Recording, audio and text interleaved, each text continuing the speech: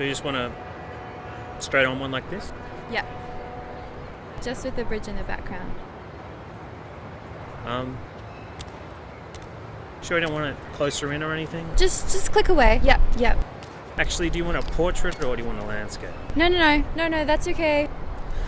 You know what? I might just take a shot up there. Just take a No, sec. don't. It'll That's look okay. really good. Stop it. Sorry, I couldn't stop. I couldn't help myself. Thank you.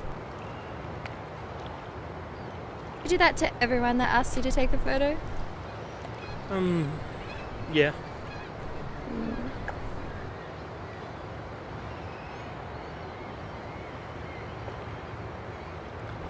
It's good to take pictures with icons in it like that, you know? Makes it a bit more memorable. Yeah, I'd have to agree. You know much about the bridge? No, not really. I can give you the basics.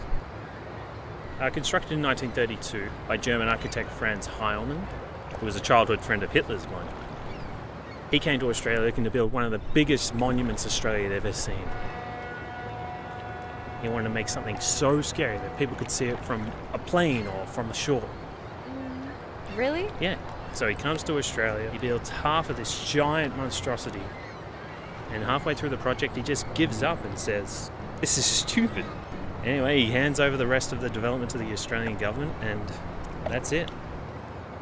Somehow I don't think that's true. Oh, really? Well, what do you think, Al?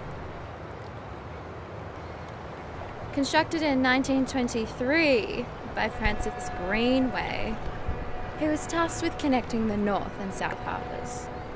However, he struggled to find a design for the bridge.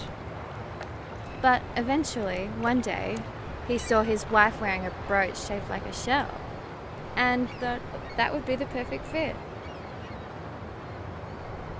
Devastatingly, years later, he found out that she was actually having an affair with another, and took to the tallest point of the bridge and jumped up.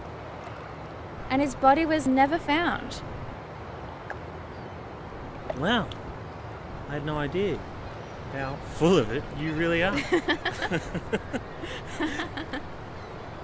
True story is, though, Sydney needed a bridge to connect the North and South Shores, and they said, make it impressive.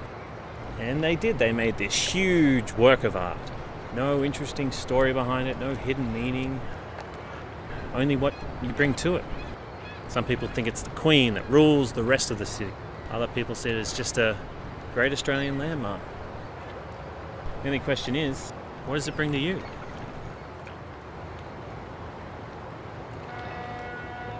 A memory. A memory? Well, I had this friend, and we used to travel, visit iconic places. We used to laugh, make up stories about the buildings and the people behind them.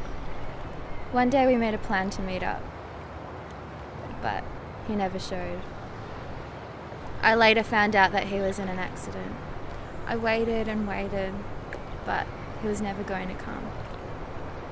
So I guess I like to come here because it brings him back to me, even if it is just for a little while. I'm sorry.